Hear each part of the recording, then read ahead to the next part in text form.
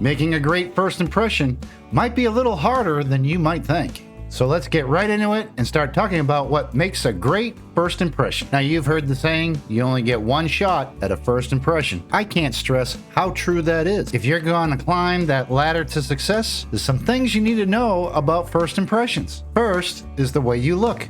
You're being judged within the first 5 seconds of someone seeing you. The next biggest part is what's coming out of your mouth. When people hear you for the first time and the way you speak, your mannerisms and your vocabulary, what impression are they going to have? Okay, this is a very important one. Social media. 80% of people that know they're going to meet someone for the first time will check them out on social media before the meeting. If you want to have a great first impression, make sure your social media presence matches who you really are. I have seen many people in my career lose job opportunities or promotions just because of what they posted on social media. So be very careful. One last piece of advice for social media is what goes online stays online. What I find really interesting and funny is that when we're growing up, we're told constantly never judge a book by its cover. But when it comes to first impressions, that's exactly what we do. We judge everybody by how they dress, how they look, and the body language that they use. Which brings us to the next thing.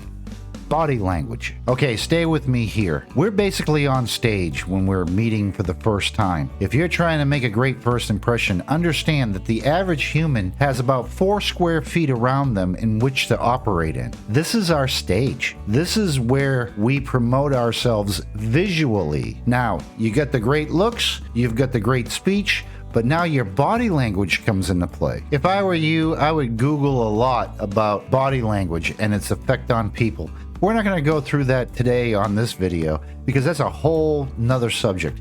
But if you look at this picture, you can see the casual doctor on the left versus the crossed arm doctor on the right. Kind of sends a different kind of picture or a different message. John here with Pathway to Leadership. I hope you're enjoying this video. Please hit the subscribe button. That's the #1 way that you can help support this channel. I do all the work so you don't have to. I go through YouTube and everywhere to find you the best material, and I present it right here on this channel. So hit the like button, because everything that you can do to help promote this channel is greatly appreciated. So to recap, we talked about how you look, how you speak, your body language.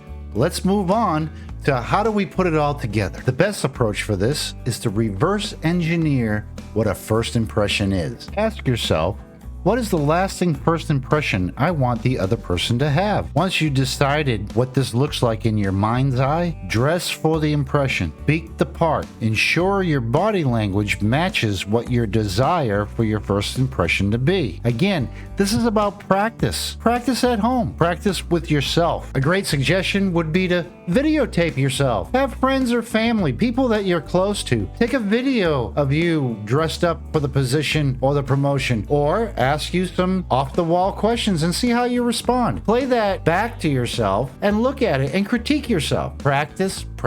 I can't say it enough. Practice your first impressions. So I hope you learned a lot today about first impressions. Everything that you do the first time you meet someone is critical to where you're going to go next. So I'm John with Pathway to Leadership. Don't forget to subscribe, hit the like button, and support this channel because I do all the work so you don't have to.